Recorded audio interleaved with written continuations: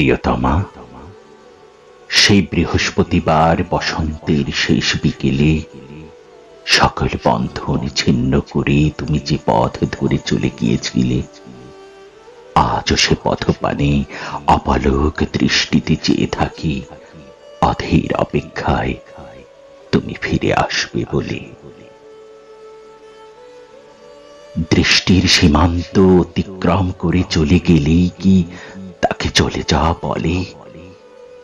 চলে গেলেও থেকে যায় এক গুচ্ছ প্রেমময় সোনালী স্মৃতি, যে আবেশে জড়িয়ে আছে আমার একান্ত নির্জনতায়, প্রতিটি মুহূর্তে আনন্দ দুঃখ বেদনায়, কল্পনায় বিশ্বাসী দীর্ঘশ্বাসী।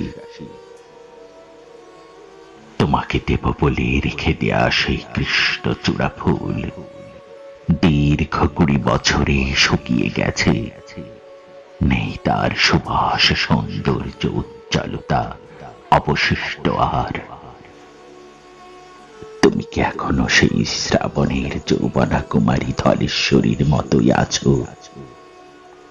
এখন কি আছো বাকপটু চঞ্চলাবতী?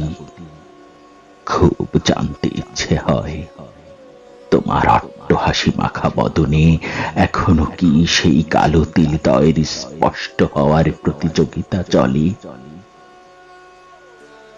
জানো, বার্ধক্যের এই নির্বাসিত জীবনে আজ আমি বড্ড ক্লান্ত।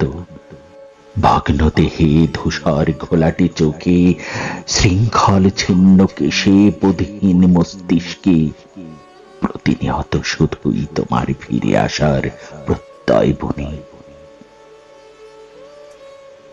তুমি একটি বার, অন্তত একটি বারের জন্য এসো, আমার দীর্ঘ প্রতীক্ষার অবসান ঘটিয়ে চেনা পথ ধরে পুরানো সেই ঠিকানায় আমার একান্ত নির্জনতাময় অন্তিম মুহূর্তে অশ্রুসিক্ত চোখে এক পলক দেখব তোমায়।